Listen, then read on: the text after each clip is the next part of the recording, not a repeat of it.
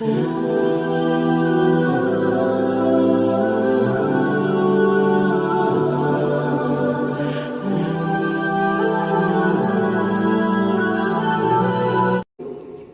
ছেলের দিকে ধ্যান নেই, মেয়ের দিকে ধ্যান নেই।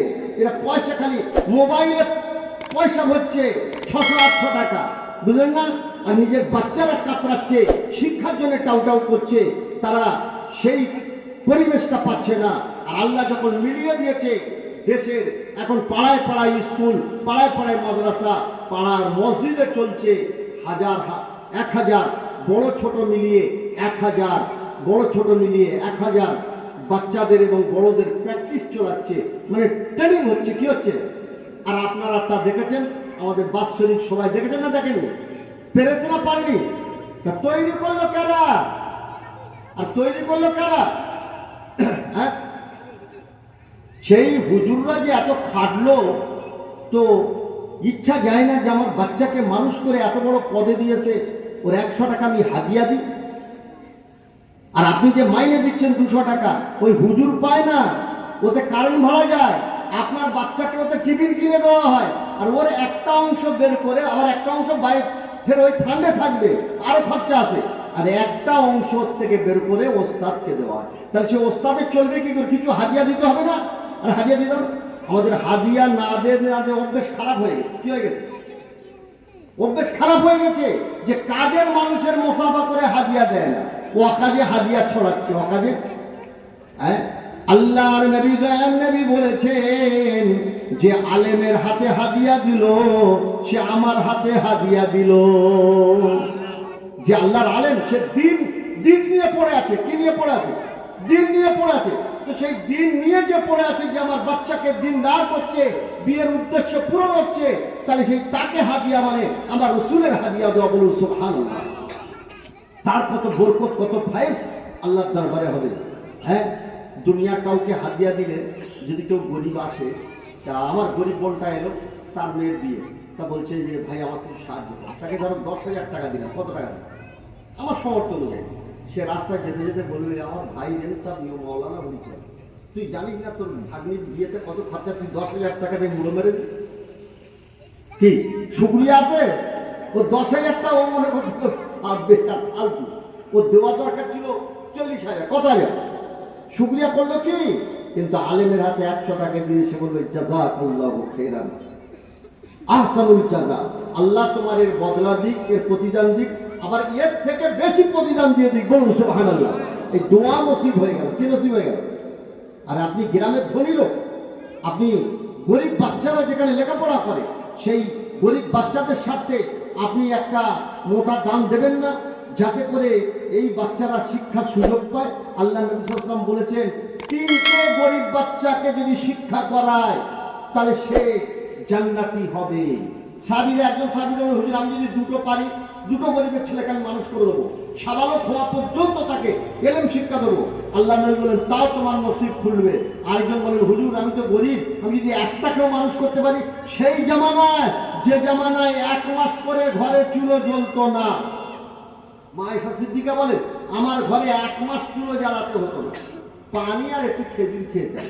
সেই সময় তারা গরিবের ছেলে মানুষ করার জন্য আল্লাহ নবীর কাছে আবেদন করেছেন। আর এখন আমাদের অঢেল টাকা, অঢেল বাড়ি, অঢেল খাওয়া দাওয়া, অঢেল চালচলন, অঢেল খরচা, অথচ আমরা এটা যেন ওই গরিবের বাচ্চাদের মানুষ করতে, ওই খাতে টাকা দিতে যেন আমাদের গায়ে জ্বর আসে। কি আছে ভাই? তাহলে হক আদায় হলো? আর ওই বিষয় আগে বলে দিয়েছি আমি, জান্নাতে যাওয়ার আলামত। ওটা কি যে আলামত? আর ফের এই একটা হাদিস এসে গেল, সেই জান্নাতে যাবার আলামত। প্যারা ভাইরা, প্যারি মায়েরা, ও ছেলেরা, বাচ্চারা, জওয়ানেরা, ও বৌমারা, জামাইরা, খবরদার খবরদার, শ্বশুর শাশুড়ির সাথে কোনো খারাপ আচরণ করবেন না। এ অভিশাপ লেগে গেলে, এ অভিশাপ কোন দুনিয়ার মানুষ সরাতে পারবে না। ও ছেলেরা, মেয়েরা, মা বাপের সাথে ভালো ব্যবহার করবেন, তাদের সাথে দুর্ব্যবহার করবেন না। তাদের অভিশাপ বড় সাংঘাতিক অভিশাপ। বলে আকলে বলে যাই হে। আর আল্লাহ নবী বললেন, বলে মুসিরু আলা জিনা, যারা ব্যভিচারে ডুবে থাকে, যারা ব্যভিচারে ডুবে থাকে, ওদের দোয়া কবুল হয় না, ওদের গুনাহ মাফ হয় না।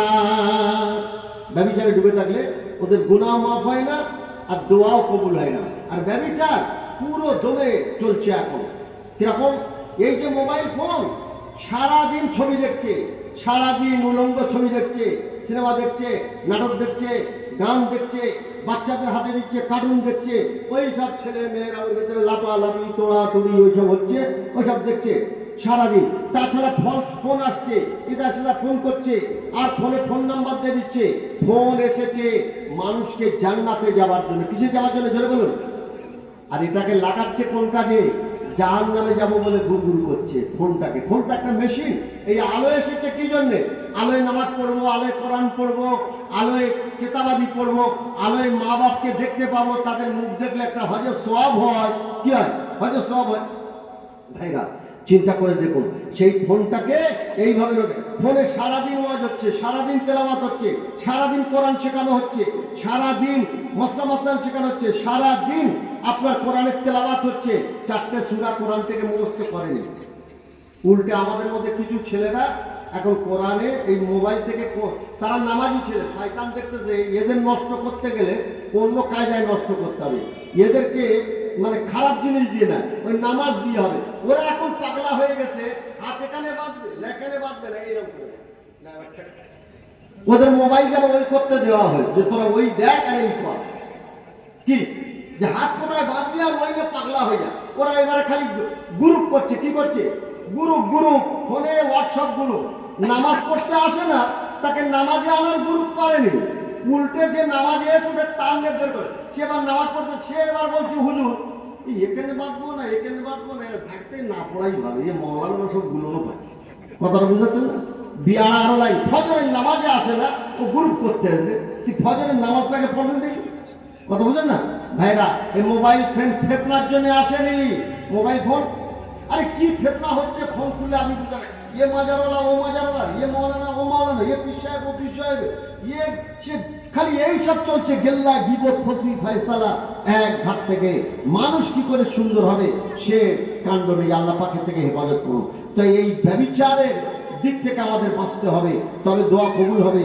আল্লাহর কাছে আমাদের যত ব্যভিচারের লাইন আছে সব কাটতে হবে। ব্যভিচারের লাইন আছে কাটতে হবে। যেসব ছেলেরা মেয়েরা ভালোবাসা করে গেছে ওদের ভালোবাসা কেটে দিতে হবে, দিয়ে ওদেরকে তওবা তিল্লা করতে হবে, তবে ওদের দোয়া কবুল হবে, তবে ওদের গুনাহ মাফ হবে। কথা বুঝাচ্ছেন? আল্লাহ পাক আমাদের হেফাজত করুন। আর আল্লাহ নবী বললেন সারা বছরে আল্লাহর দরবারে নিজেকে কবুল করাতে গেলে আত্মীয়তা বিচ্ছেদ করা যাবে না। নিজেদের স্বার্থে আত্মীয়তাকে বিচ্ছেদ করা যাবে না। আত্মীয়দের সাথে আমাদের ভালো সম্পর্ক রাখতে হবে। আত্মীয়দের সাথে ভালো সম্পর্ক রাখতে হবে, ভালো সম্পর্ক করতে হবে। তবে আল্লাহ নবী কিরম ব্যবহার করে গিয়েছেন? বুড়িমা খেজুর কাটা দিচ্ছে, বুড়িমার শরীর কাটা বলো, আল্লাহ নবী বলছে কেটির কাঁটা দেওয়া পাগলিটা গেল কোথায়? আল্লাহ নবী আস্তে আস্তে খুঁজে খুঁজে বাড়িতে দেখতে গিয়েছেন, চাচিমা কেমন আছেন? আপনার দেখতেই পাচ্ছি না তো। চাচিমার তখন যা হওয়ার হয়ে গেল। কি সর্বনাশ! যে ছেলে রাস্তায় আমি কাঁটা দিই যেন পায়ে ফোটে, আর সেই ছেলে আমার খবর নিতে এলো। আমার আত্মীয়রা খবর নেয় না, আমি বিছানায় কাতরাচ্ছি, আমি ছটফট করছি। তাহলে আত্মীয়তা বজায় থাকবে না থাকবে না? আর আত্মীয়তা আমি বজায় রাখবো আমার নিজের স্বার্থে। অত উদাহরণ খাড়া করা যাবে না, অত উদাহরণ খাড়া করা যাবে না। বেই দাওয়াত করতে এলো, এত তারিখে আসেনি কেন? দাওয়াত করা এরম ছিরি হলো, এরম বললো না কেন? না না, ইস্যু করে করে একেবারে ওকে কৃত করে ছেড়ে দিল। কি বললো? ছেড়ে দিল। এই আজকেকার কথা বলছি, একজনকে ফোন করছে, তা আমাকে আগে জিজ্ঞেস করলো যে হুজুর এরকম একটা ব্যাপার হয়ে গেছে, আমি বিয়ে বাড়ি যাইনি, তো এখন তো যাইনি, তাহলে আমাকে হয়তো বলবে আপনি গেলেন না কেন, তার কি হবে? আমি যদি আপনাকে বলে তাহলে আর আপনি বলবেন যে ঠিক আছে আমার তো আপনারা নিজের আত্মীয়, আর আমি একটা কারণে যেতে পারিনি, এটা কোনো অসুবিধা নেই। আপনি যেন বলবেন না যে আপনাদের দাওয়াতে এরকম ভুল হয়ে গেছে বলে যায়, তাহলে আপনি গুণাগার হয়ে যাবেন। তো এবারে যে বৌমা এসে শ্বশুরকে ফোন করছে, আব্বাজি আব্বাজি আপনি গেলেন না, আমার আব্বা দাওয়াত করে গেল। বলে মা কি করব, সত্যি একটু আমি প্রেশানে পড়ে গেছি, অসুবিধা, আর যাওয়ার দরকার ছিল, যাওয়াটা একেবারেই দরকার ছিল, কিন্তু যেতে পারলাম না, তোমরা আমাকে ক্ষমা করো। তখন তারা উল্টে ফোন করছে, যদি আমাদের ভুল ত্রুটি হয় আপনারা ক্ষমা করে দেবেন। জোরে বলুন না সুবহানাল্লাহ। আমাকে বললাম এরকম বলবো কেন? আমি আপনি আত্মীয়তা বজায় রাখবেন, আপনার সাথে সে যদি ভুল করে সে গুনাহগার হবে, কিন্তু আপনি আত্মীয়তা বজায় রাখার চেষ্টা করুন। আমাকে বললাম এরকম বলবো কেন? আমি আপনি আত্মীয়তা বজায় রাখবেন, আপনার সাথে সে যদি ভুল করে সে গুনাহগার হবে, কিন্তু আপনি আত্মীয়তা বজায় রাখার চেষ্টা করুন। কিন্তু আমাদের এখন মাথায় ঢুকে গেছে না, যদি ছেলের বিয়ে হয় ও তরফে নানান ইস্যু খাড়া করে, এ তরফে নানান ইস্যু খাড়া করে, কিছুদিনের মধ্যে দেখা যায় দুই পক্ষের মধ্যে গোলযোগ চালু হয়ে গেল। দুই পক্ষের গোলযোগ চালু হয়ে গেল। স্বামী স্ত্রী যদি স্বামী মনে করে আমার স্ত্রীর ভুলের জবাব স্ত্রী দেবে, আমি আমার স্ত্রীর সাথে ভালো ব্যবহার করবো, তাহলে স্ত্রীর সাথে ভালো ব্যবহার থাকবে। আর যদি মনে করে যে আমি খুঁট ধরবো, তাহলে স্ত্রীর হাজার ভুল ধরছে, এটা হলো কেন, এটা এরম হলো কেন, ওইটা এরম হলো কেন, এটা এরম হলো কেন। তাহলে আত্মীয়তা বিচ্ছেদটা কে করলো? আমি করলাম। আচ্ছা, এবারে স্ত্রী যদি মনে করে যে আমি আমার সাথে সম্পর্ক বজায় রাখবো, আমি অত ভুল ভাব ধরতে যাব না, হ্যাঁ, তবে এটা করা যায় যে যদি স্বামী স্ত্রীকে বলে যে দেখো আমার যদি তুমি ভুল ত্রুটি হয়ে থাকে তুমি ক্ষমা করে দিও, হ্যাঁ, তখন স্ত্রী কি বলবে? তুমি কি বলছো, স্বামীদের ভুল হয়, তুমি বরঞ্চ উল্টে আমাকে ক্ষমা করে দাও, আমি কত কথা বলি, ভুল হয়ে যায়। এটা হলো শিক্ষা দেওয়ার কায়দা। এটা কি কায়দা? শিক্ষা দেওয়া। আর যদি এরা বলি তুই স্বামী মানিস, তুই স্বামীর কদর বুঝিস, তোর বাচ্চা তুমি এরকম করেছে, সে বলে মানি না, তখন তা মানি না, যা, ব্যাস আরো বিয়াড়া হয়ে গেল, আরো চালু হয়ে গেল। এদের দোয়া আল্লাহর দরবারে কবুল হবে না, এদের দোয়া আল্লাহর দরবারে কবুল হবে না, আর এদের গুনাহ মাফ হবে না। অতএব নিজের স্বার্থে ও যদি ভুল করে ওর জবাব দেবে।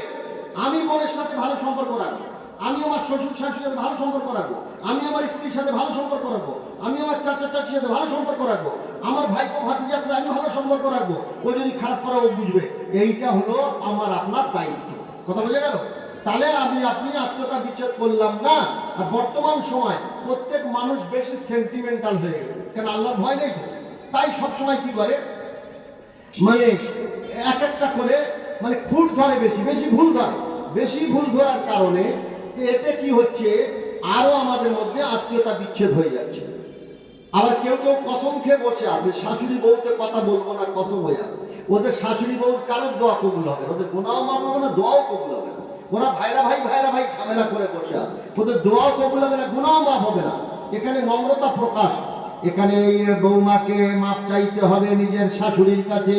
মা মা মা মা, আপনার কাছে আমি ক্ষমা চাচ্ছি মা, আমার ভুল হয়ে যায়, আপনি ক্ষমা করে দেবেন।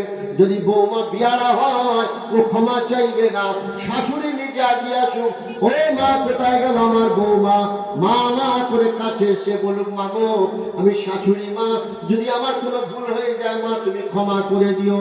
বৌমা দুমড়ে যাবে, শায়েস্তা হয়ে যাবে। বৌমা তখন ঘুরিয়ে বলবে মা আমার তুমি ক্ষমা করে দিও মা, কত কথা বলে ফেলেছি তোমাকে। এটা পদ্ধতি। এইভাবে আমাদের চাচা ভাইপো ভাই পাড়াপড়ি মিল হবে। কিন্তু মিল হবে কি আমাদের? মিল হবে না। বাপরে বাপ, এরা ভোটের সময় যা মারামারি করে, এরা তৃণমূল সিপিএম কংগ্রেস এসএসসি পড়াশোনা আজও কত রকম উঠেছে, বাপরে বাপ কি মারামারি কুদুকুদি হচ্ছে। পুলিশরা পর্যন্ত হায়রা, তিনি এত মারামারি করতে পারে, বোম পিস্তল, হ্যাঁ খোনা খুনি গুলি বারুদ। তো এদের দোয়া কবুল হবে? এদের দোয়া কবুল হবে? এদের দোয়া কবুল হবে না, গুনাহ মাফ হবে না। কি হচ্ছে দেখুন না, পেপার কাগজ কলম পড়ুন না, বুঝতে পারবেন। আপনার ভোট হয়েছে পঞ্চায়েত এলাকা, কোথায়? এই পৌরসভায় না, পঞ্চায়েত এলাকা। তো পঞ্চায়েত এলাকা ভোট হয়েছে আমাদের সব গ্রামের দিকে। পঞ্চায়েত এলাকায় ভোট হয়েছে 100, মরেছে ধরুন 100, তার মধ্যে 98 জন মুসলমান। অথচ ওদের মারামারি করার কোনো কারণ নেই। ওরা না বড় অফিসার হতে পারবে, না স্কুলের হেডমাস্টার হতে পারবে, না আর কোনো নেতা হতে পারবে, না ওরা বড় ডাক্তার হতে পারবে, না মাস্টারদের কত সে পুঁজি নেই, কি নেই। খালি একটা চুল্লু খাবো, একটা চা খাবো, সন্ধ্যেবেলা হালিম খাওয়াবে রোজার সময়, খেয়ে আর মারামারি করিয়ে খালি গুলিগুলি খাবে। তারপর ওরা যারা পদে উঠে যাবে ওরাই ছেড়ে জুড়ে কিছু খেয়ে দিয়ে যাবে। কি জ্যোতি বসুর আমলে মুসলমানরা মারামারি করে পিটাপিটি করে শত খুন হয়ে গেছে। আর জ্যোতি বসুর আমলে কলকাতায় বড় কলোনি হয়েছে, বড় কি হয়েছে, কলোনি হয়েছে, হাজার লোককে জায়গা দেওয়া হয়েছে।